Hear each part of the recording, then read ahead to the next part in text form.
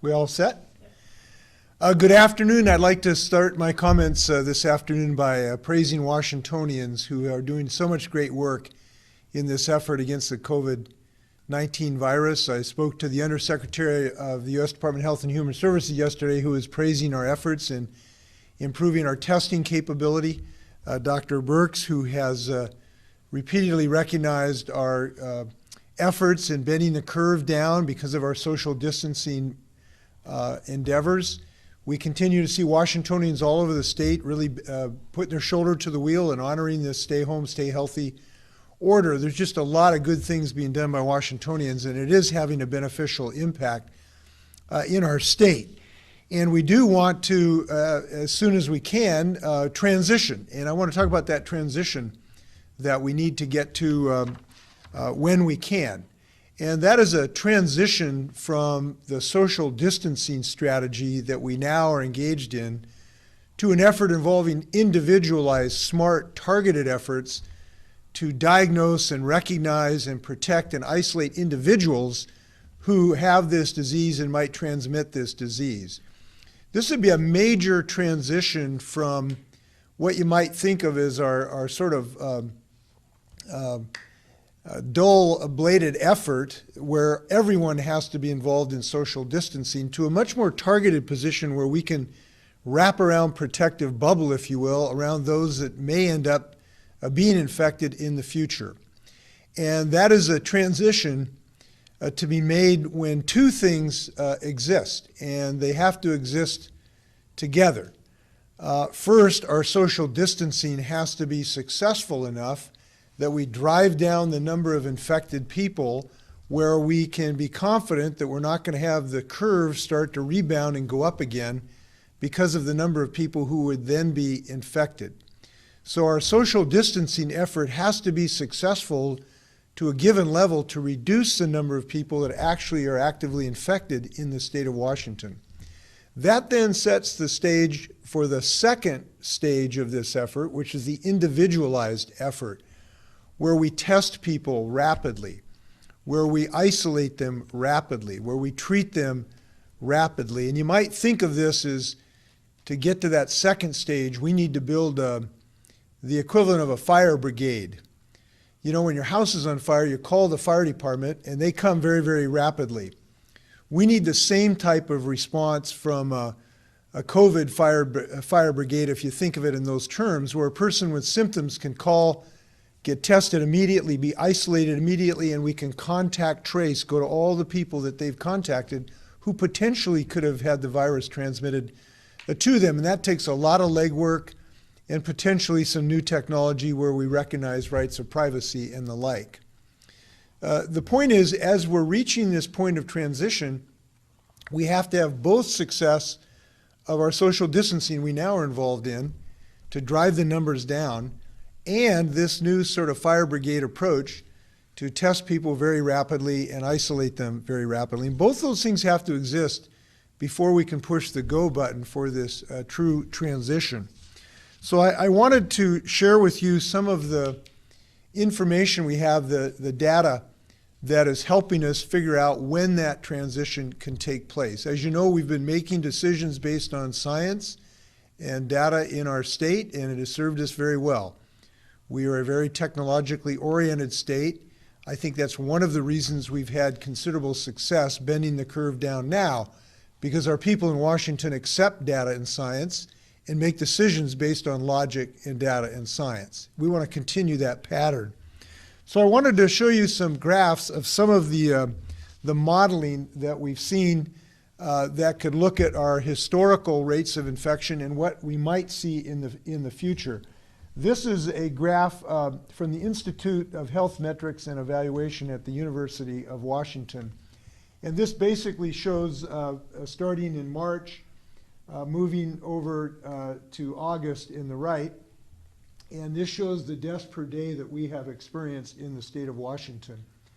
You'll see that the numbers, unfortunately, of our tragedies have gone up. And of course, they vary from day to day up to about this chart goes to April 8th. So we see what we've already experienced on the left of these graphs. And we are now about in this range here on the 15th of April. And what this chart shows is a hopeful reduction of the rate of transmission and fatalities going down in this dotted line. That is a potential curve if everything goes right. If our social distancing continues, if we continue our efforts, there is a possibility that this curve could continue to go down according to this particular modeling agency, which the world has been watching very carefully. So we would certainly hope that would be the case. I'd like to show you a second graph from the same institute that builds on the first model. This is essentially the first model, but it demonstrates what the modelers have suggested will happen if we in fact abandon our social distancing strategies. So you see on the left the history of the deaths per day and the potential curve going down if we continue our social distancing. But if we stopped our social distancing on April 10th, which is at this point, that curve would start to go up again, and that means additional deaths in the state of Washington. If we stopped our social distancing on April 22nd, you get this preventable death in the dark blue curve. In either case, we have potential increased death in the state of Washington. And what this demonstrates is that we have to remain committed for some period of time to this social distancing strategy. Now, this is somewhat of a blunt instrument, but it is effective because it is, we believe, bending the curve relative to what other states have experienced. Our heart goes out to the people of New York who've seen hundreds of people lose their lives a day, and Louisiana and Detroit where they've had much more difficulty slowing down this infection.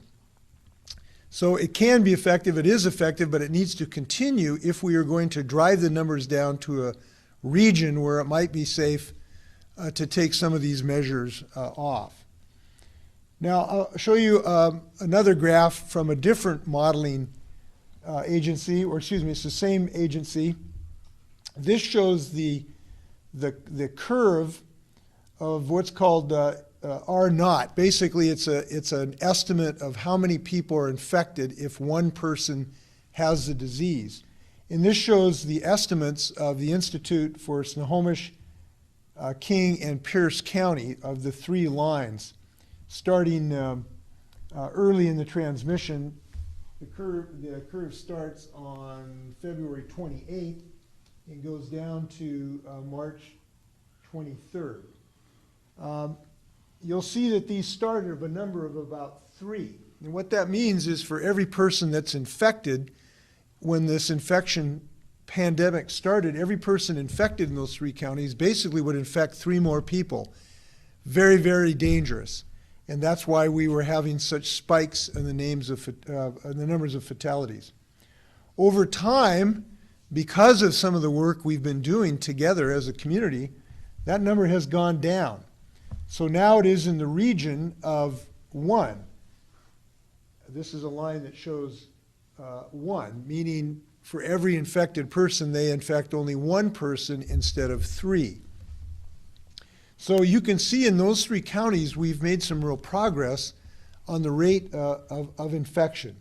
That's good news. These curves show that what we're doing works, and it shows that we can be in control of our own destiny if, in fact, we remain committed to it. But I'd like to show you a fourth graph now. And I'm going to take just a moment. This is a little complicated, but I think it's an important one to look at. This is from a different agency, the Institute for Disease Modeling, also here in Seattle. This basically takes some historical data and then looks at what the projected number of cases and the acceleration will be and could be depending on what we do on social distancing. And you'll see these dots here basically are data points, with this green curve being the historical curve up to about April 2nd. This line here represents April 2nd. You'll see that the numbers were going up, And the good news is the rate of increase started to level off here. It was not as steep, it started to level off. Our social distancing has reduced the rate of infection.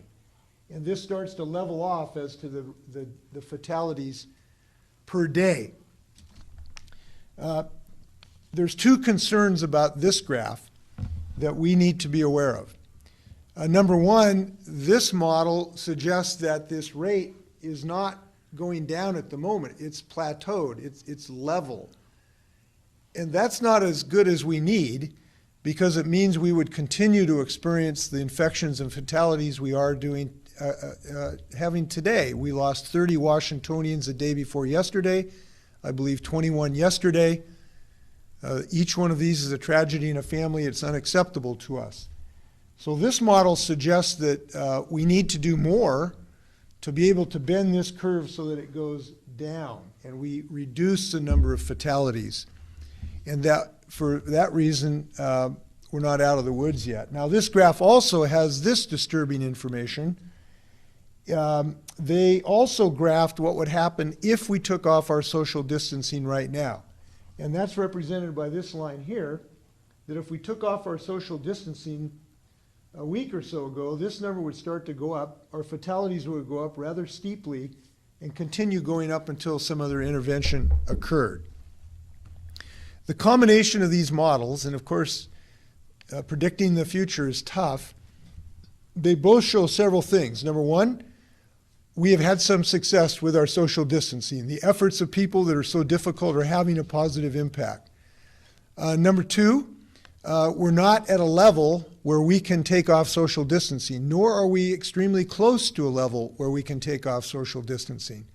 And number three, if we do take off social distancing, we are going to see a rebounding of this virus and more fatalities even than we are experiencing today. So the combination of these things show that we ought to be confident in our efforts.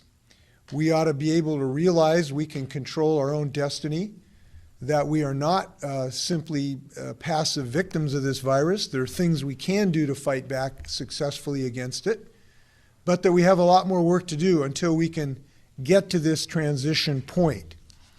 So we are working towards that transition point. We're working towards it every day. We are expanding our testing and our capacity to help people to realize if they have the disease. We are protecting our most vulnerable people. Yesterday I issued what might be the first rule in the United States to protect people over the age of 65 at work. We are making sure that our hospitals have enough surge capacity to deal with this virus if in fact it does grow rapidly, and we're maintaining a good cushion in our hospital capacity. We are continuing our research. The Gates Foundation and others are doing some tremendous research right now, cutting-edge research, and even clinical trials on some medical processes. We are thinking about the way to increase our safety in our businesses and our schools as we go through this transition. So where we are today is we're not at that transition point. I wish I could tell you when that transition point will be, but I know this. We want it to come as fast as possible. We know the order is in place at least through May 4th, and we know that the more work we do today, the faster that transition point is going to come tomorrow in the days to come. And that's why I'm pleased that so many people are honoring this order to stay home and stay healthy. I want to mention a couple other things that I'm hopeful that people can think about. We've unfortunately, because we've had so much job loss in our state, we've had an increasing number of people who do not have health insurance. And I want those folks to know that we care about you in this situation. We're glad that we have health care reform in this state, and we hope that you'll look at using that health care reform. If you are without health insurance or you're worried about your health insurance, you can go to wahealthplanfinder.org. That's W-A, healthplanfinder.org, and check out your options to get health insurance through these measures. We hope that this will help you get through these troubled times. I want to close on a couple notes. Number one, I'm glad that our state is still working together I'm glad that we're using our constitutional authority to make these tough but important decisions. I'm glad that the President has recognized that these are decisions for us to make in the state of Washington, not in Washington, D.C. I heard the other day that he said that he was going to authorize the governors to take certain steps. Well, we actually have authorization. That comes from the U.S. Constitution and our Constitution, and we will be fully protective of that. So we're having some good working relationships with federal agencies. We're very appreciative of the Public Health Service. They now have doctors helping us in strike teams to go in and help our long-term care facilities maintain the best infection control possible. They're helping us continue in our effort to get test kits. So we're getting some good work with the federal government, and we trust that's going to continue. I'll just close on this note. I know people are experiencing the stress and anxiety that we all feel to some degree, and I know we've all been inspired by acts of kindness and compassion and empathy when neighbors help neighbors and business people keep paying their employees, and untold acts of kindness. But I want to point out it's a good time not only to give help, but to be willing to ask for help too. And maybe you're a person of some age that would rather not go to the grocery store right now. Don't be shy about asking the teenager next door to do your shopping for you. They got some extra time on their hands right now. And we hope everybody is willing to not only offer help, but to ask for it as appropriate. With that, I'm happy to stand for questions. Okay, first question, we're going to go to Rachel with AC. Governor, Secretary Weissman said yesterday that our new normal will be that general distancing and masks and not shaking hands and that sort of thing could continue for many, many months, even after we hit a transition point and restrictions start to lift. Do you agree with that assessment? And another question is that he also suggested an incremental approach of reopening various things may need to occur. So I want to know what you think that might look like, and if you could give us any examples of parts of the economy may open first and when. Well, I think that this transition will not be a light switch on and off. It will be a dial, and we will dial it up and down as the data suggests and as our community responds. And it will be a phased approach. The phasing will be probably the reverse of what it was going into the effort. We started by prohibiting large gatherings. We then closed on-site education in our schools. We then had a stay-home order in our individual lives. We then closed non-essential businesses. And as we come out of this, we presume that will be in inverse order as we come out of this, as we open up some of our economy and our personal lives. And that makes sense because we'll be bringing back the things that are most essential to our economic and physical and financial health, and then working out to the periphery of things that might be maybe some of the most joyful things in life, but maybe not the most necessary to maintain our household income and otherwise. So it'll be a phased approach. The pace of that will depend largely on the data of how this data responds to what we're doing. I was talking to a leader at Starbucks the other day, and if I may quote, I hope they've released this, that basically they have an approach of monitor and adapt. And I think that's a good way to look at this. We will monitor how each part of this dial is reflected in the data, and we will adapt depending on what we see as we move forward. As far as what John said, who's done a fantastic job, he and Kathy Lofi have just been invaluable state assets in this. I think they've made some really good calls and advice to me, and I just can't overstate how valuable they are to the state effort right now.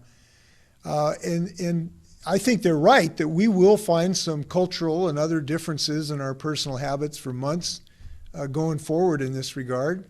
And I think a lot of those things we won't find particularly intrusive.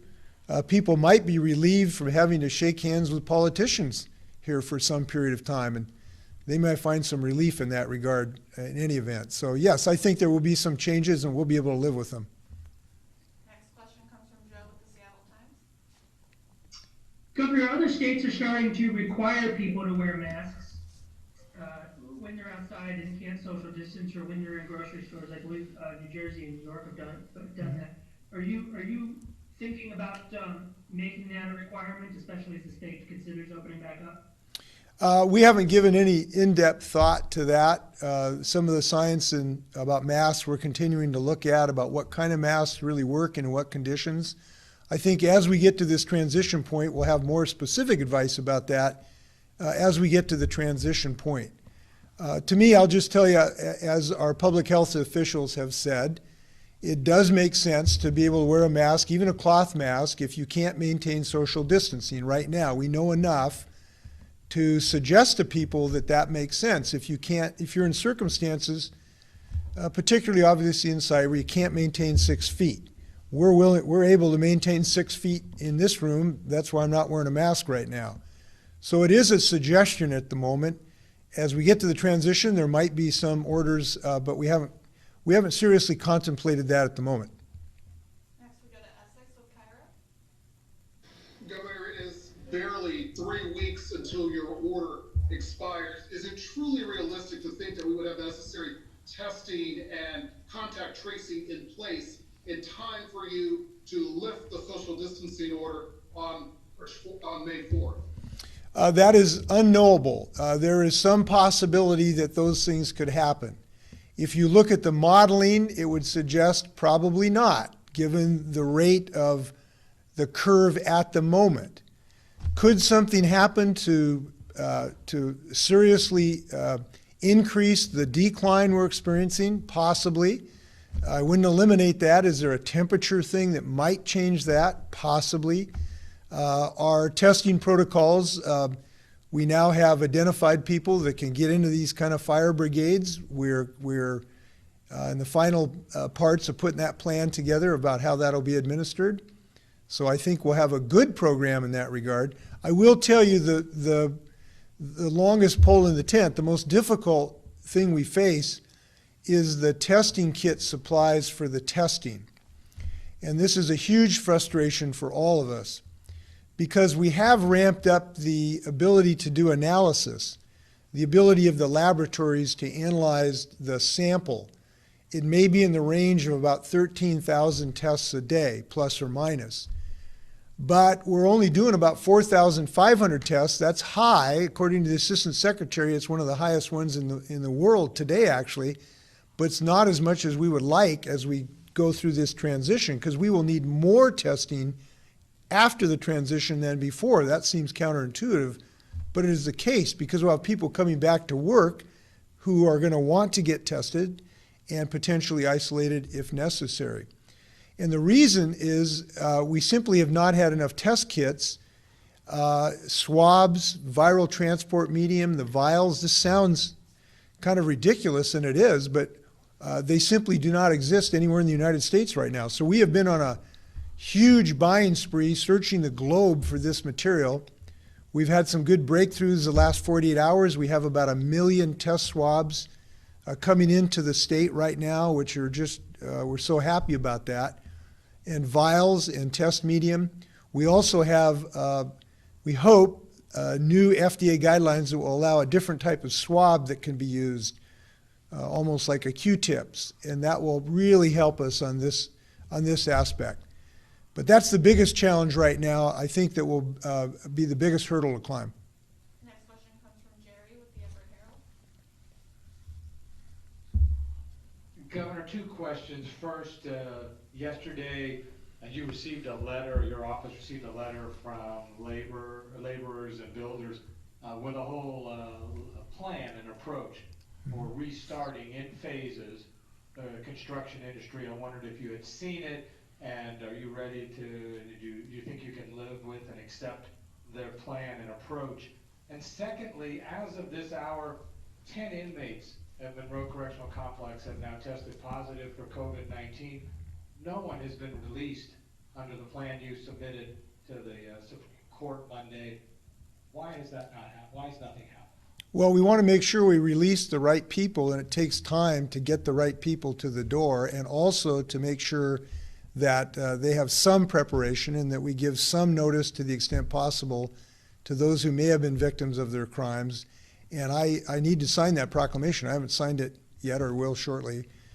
So those are just procedural things that need to be done. We have 17,000 people in the correctional system, and we need to get that through the organizational channels to get it done right. I spoke to the prosecuting attorneys and the sheriffs and police chiefs today about a way to try to give as much notice as we can to those who might be concerned about people coming out of custody, and I think we've got a workable plan on that because their needs ought to have some respect as well. So we're getting that job done.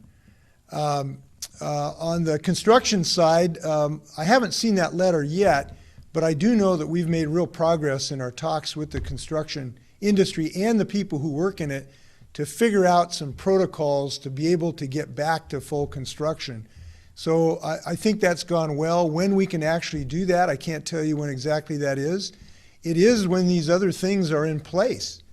And that's true for, virtually everyone. This is dictated by the data of when we have driven this infection low enough to justify removing some of our social distancing. And we hope that's going to be as fast as possible. I've talked to any number of construction workers who don't want to go on the job, get infected, and go home and infect their families either. So they're interested in getting this number driven down too. They're interested in having a testing protocol and enough PPE to protect them on the job. So those are things we have to have in place to loosen this restriction. I hope they'll come as soon as possible, and I appreciate everybody in the industry talking about how to do this in a safe way. Next question comes from Randy with Key 13. Yeah, two questions for you, Governor. One just piggybacks off of the question about offenders. I don't know if you saw that in Florida there was, under very similar circumstances, a nonviolent drug offender released for the same reasons over COVID-19, and he went allegedly shot and killed someone. And so I imagine that the family of his alleged victim is going to get a big cut from Florida taxpayers. So the first question is, are you concerned about something like that, and have you had discussions about that? And then the second question is just around, there continues to be this conversation, especially as this is prolonged, about civil liberties and where the balance is between obviously protecting lives, but also preserving liberty. Can you talk about where you think that balance is? Well, in answer to your first question, of course we're concerned. Anyone who walks out of a correctional institution, there's 17,000 people, 94% of them are going to come back to our communities. All of them, like any human being, could be involved in future criminality. There's no question that that risk exists. But we do have a court order that has ordered the governor to produce a plan to act whatever is necessary to provide for the physical health of these inmates. And the only way to do that is to reduce the population in these facilities so that there's more distance to reduce the risk. And we have fashioned, I think, a very reasonable plan. The vast majority, or essentially all of these, are people who would have been released in the next 6 to 8 months anyway, most of them within the next 2 months. Many of them already have plans for security after they leave, if you will, as to where they're going to live and the like. Many of them are quite elderly. So I think we struck the right balance between the concern you raised and the one that the court ordered us to act. It's as good as a job that we could do. The civil liberties question is a serious one, and as a person who's always taken liberties very close to my heart, I do think about these things. Look, the orders that I have put in place are in a bit unimaginable to me, perhaps, when I took this job as governor. And it is something that all of us ought to be reflective on and not do casually. And every time I've made an order, I just want to tell you, it's really difficult to know the intrusion in people's lives that these orders have made. Grandparents who can't see their grandkids, people who can't go to work, people who are worried about making their rent. This is really hard on people. And the fact that one person has this responsibility, and it happens to be the governor, it's a really unfortunate but necessary thing. Right now, that's the best we can do. There's one captain of the ship, and we got to turn that ship away from the iceberg. And it's just not a situation where we have time to have a a vote, if you will, for everybody on the ship. And I hope that we can release ourselves from that, and I can be released from this burden as fast as we can. That's why the things we're doing are aiming to do that as quickly as we can, so we can return to a normal way of making decisions in our state. Next question comes from Emery with the Columbia Basin Herald. Hi, Governor.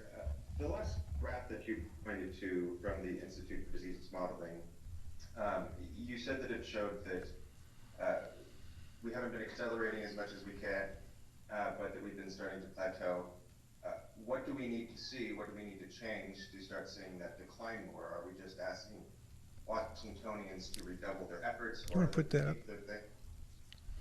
Yeah, we'll just look at the chart together here. What I was referring to is, as you'll see, we bent this curve down. It was accelerating uphill here, and we bent it down to essentially it's about flat in the last couple of weeks. That's good news that we have bent it down, but the trouble is the model at the moment would suggest it will continue to be flat rather than head down to reduce the number of fatalities we have per day. Obviously, that's what we want to do, and that's what we need to do. So the question is how to achieve that. Well, one thing is to continue on an individual basis, what every citizen's doing, to continue to be even more rigorous in our social distancing. And we also hope that the first curve that I showed you from the first modeler ends up being more predictive than this particular model. And that's not to pick favorites amongst the modelers, it's just that we're all dealing with probabilities. The nature of the virus, the impact of temperature, how much our social distancing continues or doesn't, all of those things could have an impact on these curves.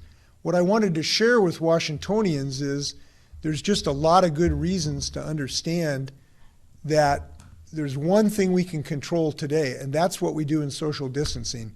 And all of these suggest we've just got to be committed to that 110%. Next question comes from Keith with Comma. Governor, you still have May 4th as the date. The governors of Oregon and California have already started talking about a phased-in reopening. You don't have your plan out there yet. I understand you agree with much of what they say. But why not, if social distancing is the critical thing that happens here, why not allow a phase-in of instruction if they maintain social distance? Or in hospitals with protection and elective surgeries to get the hospitals going again because they're not the surge. How about, is there a possibility of easing up prior to May 4th? Yes, there's possibilities, plus, minus, or on that date. Sure, there are possibilities. There may be possibilities on elective surgery, but we still do not have enough PPE, personal protective equipment, in our hospitals today. So we have to maintain masks for people doing emergency surgery instead of, cosmetic surgery or even hip surgery. I had hip surgery. I understand how wonderful it is. But at the moment, we still have to be jealously guarding that stockpile at the moment. That could change as we continue to evaluate this, and we do it on a daily basis. The same thing with any of these industries, construction or otherwise. If, in fact, we see this curve going down dramatically, if we look like we're heading down to the zero that we're searching for, if those things happen, then yes, we can consider that or other industries as well. But those things need to happen. Usually when you let up on a pedal of a car, you slow down. That's not what happens in this case. If you let off the pedal of social distancing, you go backwards and fatalities increase. We cannot accept that. We are a better state than seeing more people die in our state because we gave up a few weeks early until we got the job done. And that's the reason we're making these decisions. Now in construction, as I've said, we're working with the industry to try to figure out how, as we go through this transition, we can do it in the safest way possible. And I think those talks are going very well, and they're going to continue. Next question comes from Jim Camden with the Spokesman Review. Governor, there is a cluster of COVID-19 cases connected to the Tyson plant in Wallula. I'm wondering, would you consider ordering that facility closed? if you have that authority, and under what circumstances would you do it? I have not considered that. I haven't been briefed on that situation, so I really can't offer you any thoughts about that plant. I'll have to ask somebody to give me a briefing on what that situation is. I believe it is possible under the governor's authority, but it's not something we've thought about any specific company or site at the moment. Next question comes from Drew with King 5. Governor, the mayor of Los Angeles has apparently said that he does not plan on having any large events, including any sporting events, for the rest of 2020. Do you expect that to be the case here throughout the summer, the football season starting in the fall? Do you see any way that we could return to those sorts of events in 2020? And if not, how do you expect the public to continue to social distance and stay at home if we're talking about months and not weeks? Well, listen, the public are making a decision, and they are committed to saving lives in the state of Washington, and that's shown by the enormous compliance with this order. And I think it's because people understand that they love their family members and they don't want to lose them. That's what this is about fundamentally. And they've been willing to accept these enormous intrusions in their economic and personal lives because they recognize that, because we're a state that does understand that. And I haven't sensed a lessening of that, frankly. It's been gratifying. And if that continues, we're going to save a lot of people. Now, as far as these looking in the crystal ball, I wish I had a crystal ball to answer when, why, what game, what day, what sport. Can't do that. If I could, I would share that with you. Is it possible that we could be in circumstances to have Major League Baseball games this summer? Yes, I think that's possible. If we do our jobs and bend this curve down, if maybe we catch a little break on the transmission rate, if there's new medical advances that can help us through the difficult breathing problems that people have, yes, those things are possible. So I'm not eliminating those as a possibility at this moment. And I understand why there's a desire to be able to have an answer to these questions. We all probably wake up in the morning saying, when will be the day? But so I understand that frustration and that eagerness, but I would hope that what we ought to focus on one date, and that's today, because this is the one day we can control. We can control today, and what we do today can make it faster getting out of these doldrums and faster to get back seeing our grandkids and our grandparents. That's the day that's important. And I think it's April 15th. If it isn't April 15th, it's close to April 15th. And that's the day that we ought to care about right now, because that's the day we can control, and that's what I'm focused on right now. Next question comes from Paul with Bloomberg.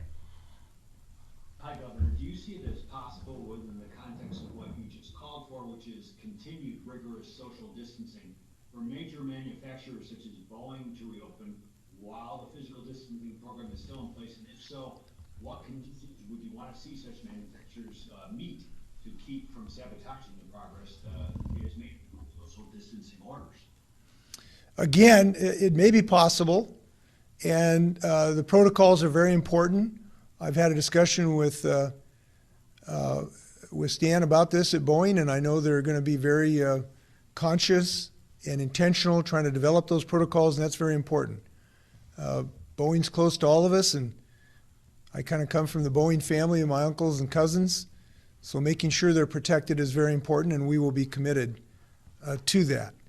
And we will be committed after we go through this transition. By the way, maybe Keith asked the question about California and Oregon. Look, I in the last few days have shared with my fellow citizens what our transition is going to look at. It is going to include first testing, second, better contact tracing, third, a wraparound protection of our vulnerable citizens, fourth, a way to make sure that our hospital system has surge capacity.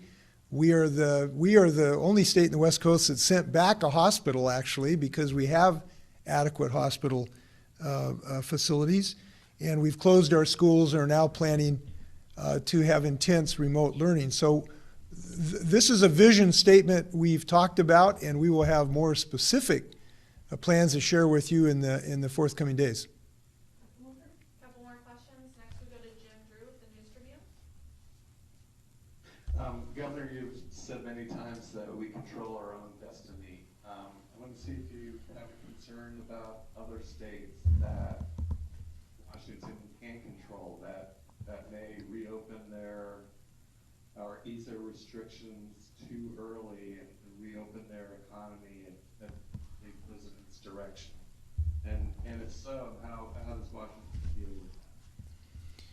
Well, yes, and it's not states. We are in an international economy. We're very cosmopolitan. We export and import, one of the biggest export states in the country, obviously. So, we have to be concerned about the virus coming back from any source. And that's why it's so important to have this very comprehensive testing and contact tracing program so we can jump on this from any source, domestic or foreign. And I think that the need for that is equally applicable from viruses coming in from another state, for another country, or from another city in our state. The threat is the same. And that's why we have to have the same rigor and comprehensiveness of this testing and contact tracing program. And so I guess what I'm saying is, yes, it's a worry, but not any greater worry than a source of virus from any other place. I do think it would be helpful if the nation has a more aggressive approach as a nation. I can say that. And we have urged the president to be more aggressive, particularly in the production of PPE and test kits that can help the whole nation. Every governor is struggling with these challenges to one degree and another.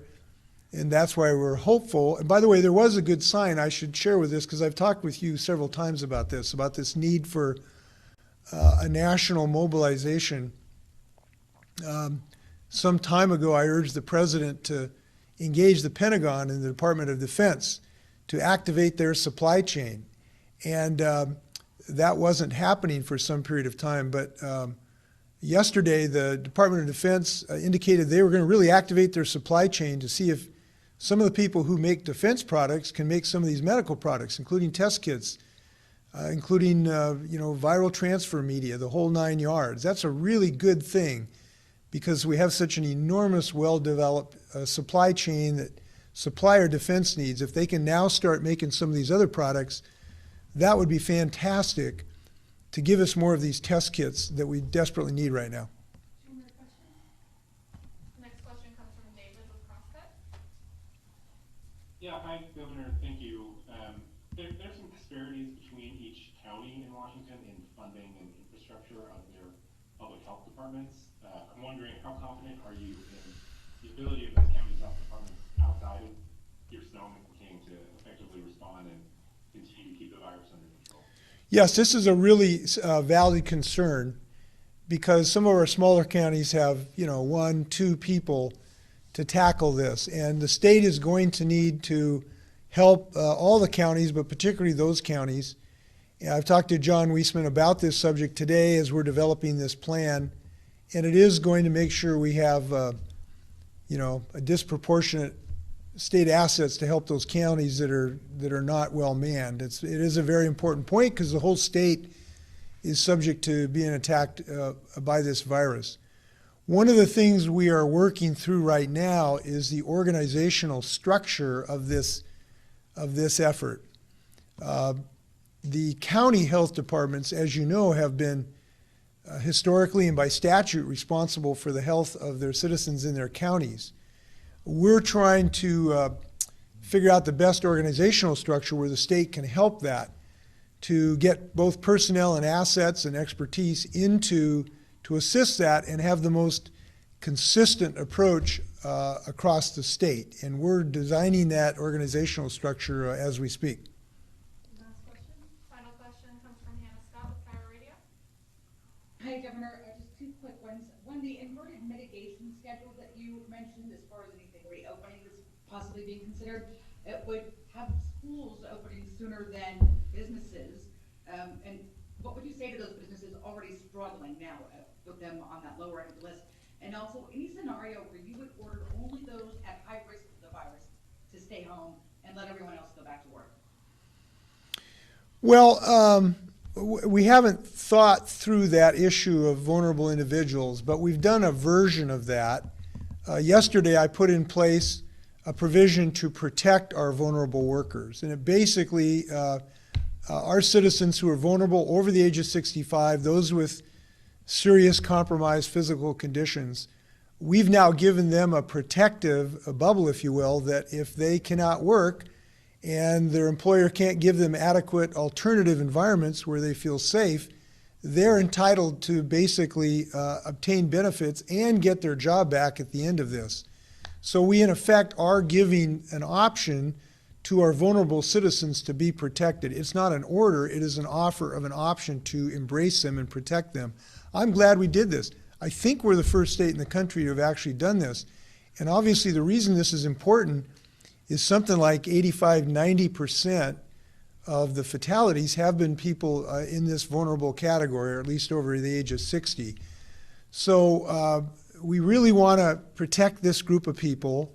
They now have an option to be protective, to weather the financial storm here, and then go back and get their job. I think this is a really good policy. I'm proud that we've done it. The issue of schools versus businesses, I wouldn't take my comment that this would come out as an inverse as for sure saying that schools are going to reopen before any businesses. I was just kind of giving you a general direction, if you will. Schools are going to reopen when they can be reopened safely, and this is again another reason why we have to be so dedicated to a comprehensive testing and contact tracing system, because we can't have a situation that when one child develops a fever and a cough, we have to shut down the whole school in September. We ought to have a better system to deal with that, and that's why we're so committed to getting that job done. Any final words, Governor? No, again, thank you very much. I want to thank those in the media right now. I talked to somebody the other day who realized what a tough job they have during this situation. I just want to thank you because you can't overstate the importance of your jobs right now. Communication is the single most important asset we have, and the fact that you're spreading good information and challenging the government and governor to share information, really important. So please thank your families for letting you work so hard. I appreciate it. And wash your hands. Thanks.